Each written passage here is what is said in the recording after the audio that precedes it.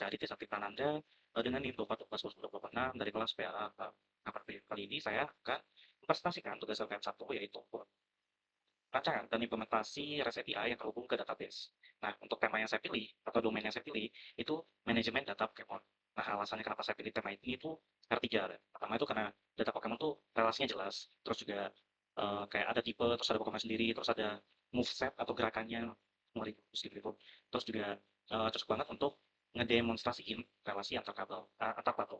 Nah, terus yang kedua itu strukturnya tuh jelas gitu, kayak sederhana tapi juga cukup kayak untuk menuhin semua ketentuan share dia. Nah, yang ketiga, tema ini tuh ya menarik aja sama mudah dipahami gitu. Nah, jadi teknologi yang saya gunakan yaitu bahasa pemrograman C# dengan framework ASP.NET dengan Core API yang dijalankan di atas .NET 8. Nah, untuk database yang saya gunakan itu PostgreSQL atau PyChartbean. Jadi nanti koneksinya tuh ke database melalui library RPGSQL yaitu driver Ado.NET kalau nggak salah open source untuk PostgreSQL di .NET. Nah, untuk pengujian endpoint-nya saya tuh menggunakan Swagger. Jadi ketika kita jalanin uh, project ini dia tuh bakal otomatis kebuka Swagger gitu. Nah, untuk tabel database sekarang itu seperti ini kurang lebih. Jadi saya tuh membuat 3 tabel dalam skema Pokemon DB atau Pokemon Database. Nah, tabel pertama itu adalah tipe Pokemon. Bisa lihat di sini ID.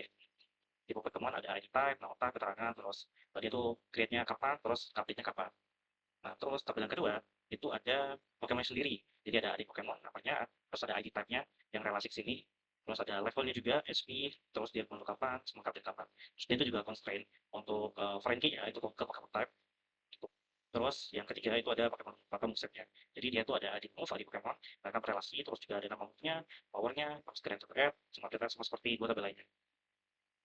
Nah, setiap tabel itu kan punya kolom created at sama ini created at sama update. Nah, ini itu untuk catat waktu. Ya, kayak ini lah. Kayak ada type sign juga kan sebagai. Nah, terus untuk sampel datanya itu ada di bawah sini. Nah, jadi sampel datanya ini kayak dari tabel tipe, tipe dulu itu kayak ada 5 tipe, kayak electric, fire, water, gas, sama ghost. Nah, di sini itu ada deskripsinya juga. Terus yang kedua itu ada Pokemonnya, jadi ada Pikachu, Raichu, Charmander, Charizard, dan lain-lain. Pokoknya juga ada ID tag-nya juga, atau sama levelnya, sama SP-nya berapa. Terus yang tabel ketiga itu ada maksudnya kayak Thunder Shock, Quick Attack, Thunder Pulse, Scratch, Sambar, dan lain-lain gitu. Nah, jadi untuk sampel datanya udah ada. Nah, sekarang kita masuk ke demo endpoint-nya. Mungkin saya akan tunjukin terlebih dahulu ya. Untuk codingnya tuh file-filenya tuh seperti ini. Nah, jadi kita ada Pokemon Controller, terus juga ada API response, terus juga ada SQL DB helper, terus ada model sama Pokemon content. Untuk demonya endpoint-nya seperti ini. Kita mungkin dari yang move kali dulu ya. Kita mulai dari yang paling atas dulu aja. Kita misalnya move-nya. Ini kan sesuai ID ya. Karena jadi satu. Muncul tuh apa sukses. Satu-satu Thunder Shock, kemudian Pokemon Control, bla bla segala macam. Nah, jadi di endpoint ini tuh ngembaliin seluruh data Pokemon serta nama type dari hasil join Pokemon. Mungkin tuh yang ini ya. Nah, ini. Karena kita bakal munculin datanya.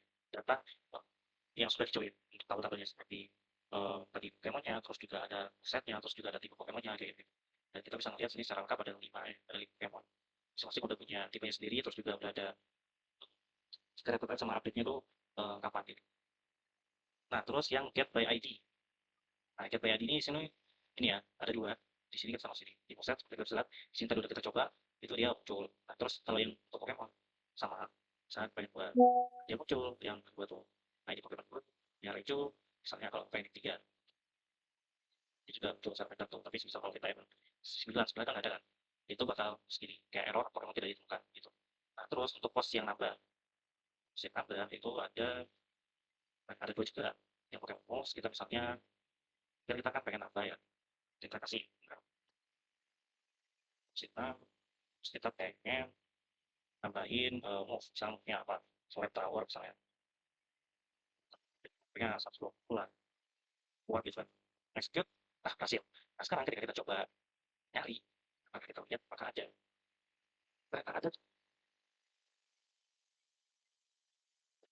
set menunya select tower. Jadi berarti dia posnya itu udah berhasil. Nah, bagaimana dengan yang API Pokemonnya? Sama, kita masukin nama Pokemonnya misalnya Ray buat dan editnya 6, terus kita kasih dia level 80 lah, terus HP-nya itu ada 400. Nah, dia udah level tinggi ya. Kita execute, gagal, kan gagal, nah nanti ya, nah, itu bakal langsung aja ya. Dan langsung ada error gagal menemukan Pokemon inside or outside wireless quarantine constraint karena kan gitu tadi kita kasih constraint kan artinya dia tuh emang nggak bisa gitu.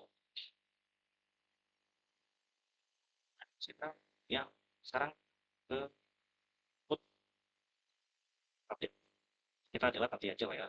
Oh ya, ini juga tadi udah pasti udah.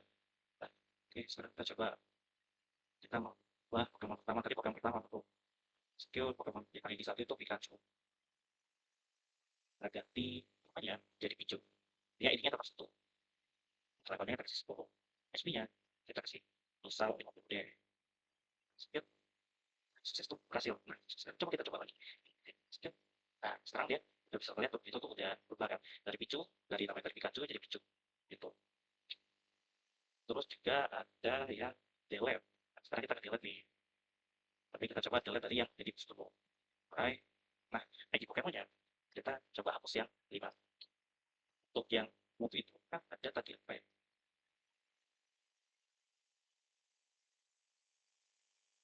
Shop Edison. Jadi Pokemon yang berhasil kita hapus, isinya berhasil kita hapus juga. Sekarang kita cek di Pokemon tadi di sini. Sekarang. Jadi dia tuh langsung aja Pokemon. Nama move-nya berubah jadi Quick Attack. Itu mungkin karena otomatis ya.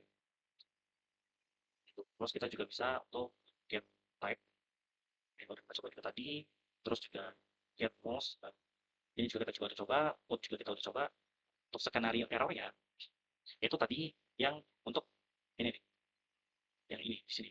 Dia kan gagal. Nah, itu error. Untuk skenario kedua, misalnya kalau kita eh, ngasih bodinya itu nggak lengkap, kayak field namanya tuh dikosongin, nah itu tuh bakal error. Nah, terus misalnya kalau levelnya itu di luar range, misalnya kayak kita kasih level 200 gitu. Nah, itu hasilnya itu bakal ngasih 400 bad request. Terus untuk format errornya itu konsisten, jadi nggak selalu, jadi dia tuh konsisten. Jadi dia tuh selalu kayak ada field statusnya, terus bertipe error dan field message-nya yang dijelaskan masalahnya. Kayak ini nih, seperti contoh kayak ini. Nah, terus untuk subfoldernya seperti ini. Nah, jadi dia tuh ada 4 bagian utama, ada controller, helper, sama model. Terus juga ada yang untuk menghubungkan antara codingan kita dengan database-nya. Terus untuk yang terakhir, saya itu akan jelasin alur kode dari satu endpoint-nya. Nah, kita masuk ke request, kita masuk ke metode app yang ada di Pokemon Controller. Nah, sebelum ke database, di sini tuh ada validasi endpoint, di mana nanti itu kita bakal ngecek apakah namanya tuh nggak kosong. Identity-nya valid, terus juga level antara 1 sama 100, dan SP-nya itu lebih dari 0. Kalau ada yang nggak valid, dia itu bakal nge-return 400 bit request, ya, kayak yang seperti muncul error pada slide tadi. Nah, kalau validasinya lolos, controller itu bakal membuat objek di mana Pokemon konteks selalu memanggil metode add Pokemon-nya itu, atau post. Bukan post.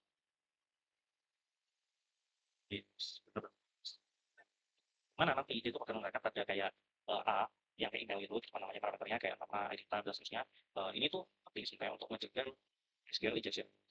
Lalu dibuat di SQL server ini, di mana di ini itu membuka koneksi ke PostgreSQL, di mana dia tuh menggunakan koneksi string dari upsetting JSON sini. Oke, nah ya kan udah kata tuh kamunya, terus juga ada istilah sama slot dari data Postgres saya. Nah di SQL DB helper ini itu tuh ada metode untuk get dan PGSQL. Ya untuk membuka lah. Terus kita kembali ke pengamat konteks gitu kan. Di sini setelah komennya siap parameter-parameter yang assign ini with value with value itu nanti bakal kayak nge-explicited ke datanya gitu loh. Kayak npk sqldb type varchar atau integer atau kita nge-execute query begitu gitu. Jadi setelah nanti kita nge-eksekusi sampai ke database itu bakal berhasil, kalau bisa berhasil, controller itu bakal ngembaliin status 201 created dengan respons JSON dari API respons sukses gitu. Nah, mungkin segitu aja ya. Sekian dari saya. Saya tidak Seti Prananda dari 22 Terima kasih. Wassalamualaikum.